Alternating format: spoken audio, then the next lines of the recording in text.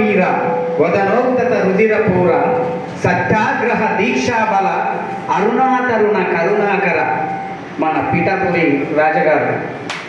కంఠంలో విప్లవ రాగం, గమనంలో విద్యుద్వేగం, పూసిందొక హరుణ తరంగం, లేచిందొక హృదయ విహంగం. మన కోసం కదిలొచ్చింది.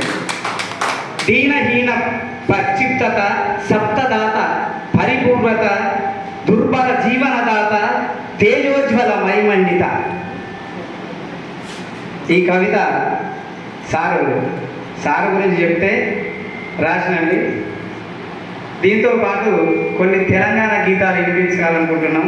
అమ్మ గురించి, నాన్న గురించి, మన జవాన్ల గురించి. బార్డర్లో సైనికుడా, భారత్కు రక్షకుడా, కార్గిల్లో కన్ను మూస్తివా, ఓ సైనికుడా మా కోసం ప్రాణాలిస్తివా.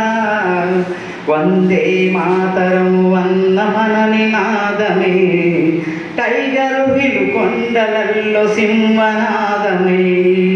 ఎగిరింది ఎగిరింది త్రివర్ణ పతాకం, ఎగిసింది భారతదేశం.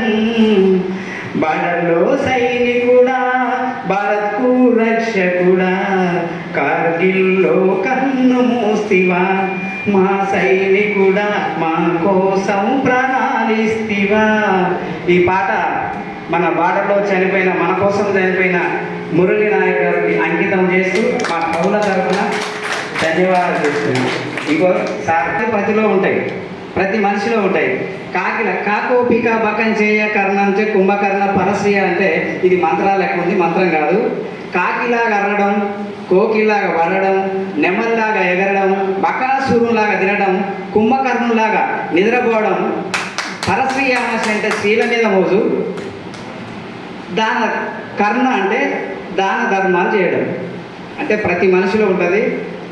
ముఖ్యంగా సూర్యుడు రవికాంచంది కవికాంచి కాబట్టి కవులందరికీ తెలుసు. ఈ అవకాశం ఇచ్చిన మా ఫ్రెండు నాగేశ్వరరావు గారికి, పెద్దలు పిఠాపురం రాజు గారికి, అన్న రాంబాబు గారికి, నాతోటి కవులు, కళాకారులు, పత్రికేయులు, అక్కలు, చెల్లెళ్ళు, పెద్దలైన మా గురువు లాంటి వాళ్ళు, కవితలు ఎన్నో రాసిన వాళ్ళు, వీళ్ళకు నా హృదయపూర్వక తెలంగాణ వందనాలు, కళాకారుల వందనాలు తెలియజేస్తూ ముగిస్తున్నాను. జై పిఠాపురం రాజు గారు. మన డాక్టర్ వేడా శ్రీరామ్ గారికి మన మహారాజా వారు కలము, పుస్తకము ఇచ్చి సత్కరిస్తున్నారు. ఇలా ఒకసారి చూడండి.